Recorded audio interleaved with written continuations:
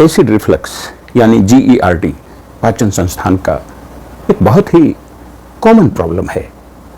इसमें आपके स्टोमक से एसिड ओएसोफेगस में आ जाता है और उसके साथ भोजन के अंश भी आ जाते हैं और इससे छाती में जलन महसूस होता है, उल्टी सी महसूस होती है, खट्टा स्वाद महसूस होता है, पेट में दर्द महसूस होता है, वोकल कॉर्ड डैमेज हो जाता है, आहार नाल डैमेज हो जाता है, इन्फ्लेमेशन हो जाता है, बहुत समस्याएं होती हैं।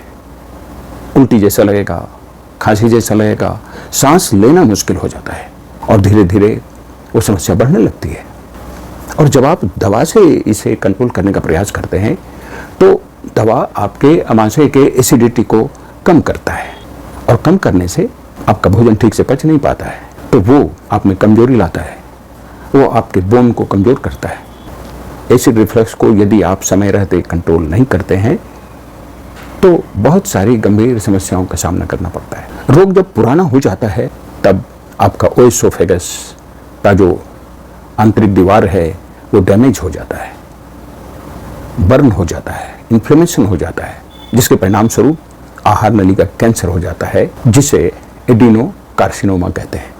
इसलिए एसिड रिफ्लक्स प्रारंभ होते ही सावधान हो जाने की जरूरत है। रिसेंट साइंटिफिक स्टडी में ये बात सामने आई है कि ओएसोफेगस का कैंसर का सबसे प्रमुख कारण है एसिड रिफ्लक्स। एसिड रिफ्लक्स का आपके भोजन से जबरदस्त लिंक है।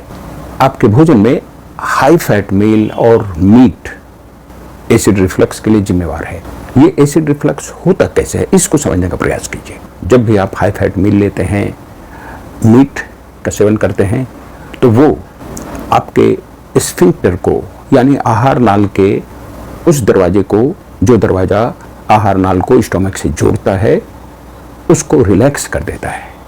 आहार नाल के उस दरवाजे का काम यह है कि जो भोजन, जो भी पेय पदार्थ आपने पेट में डाला है वो वापस आपके आहार नाल में नहीं आने पावे। लेकिन इन खाद्य पदार्थों से जब वो दरवाजा रिलैक्स हो जाता है, उसकी शक्ति घट जाती है, तब आपके पेट से, आपके आमाशय से एसिड ऊपर आपके आहार नाल में चढ़ने लगता है और ये एसिड आहार नाल को जलाने लगता है, अंदर डैमेज करने लगता है, अंदर इन्फ्लेमेशन, सूजन पैदा करने लगता है और हम प्रयास करते हैं उसे दवा से ठीक करने का, लेकिन वो ठीक हो नहीं पाता है।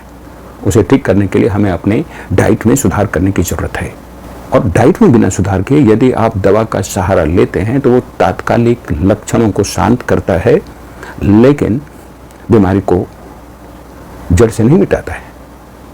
तो उसका अंजाम क्या होता है? जब लंबे समय तक एसिड रिफ्लक्स बना रहता है तो आप आहार नाल, ओएसोफेगस कैंसर के शिकार हो सकते हैं।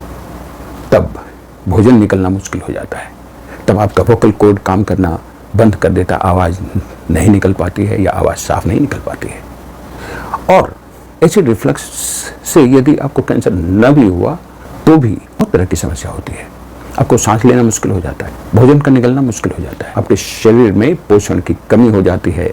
इससे बचने का सही उपाय है कि जिन कारणों से एसिड रिफ्लक्स होता है उन्हें दूर कर लें, अपने डाइट में सुधार कर लें, अपने डाइट में हाई फैट मील का इस्तेमाल बंद करें, कम से कम करें और मीट, मछली का इस्तेमाल बंद करें। तभी आप एसिड रिफ्लक्स से छुटकारा पा सकते हैं।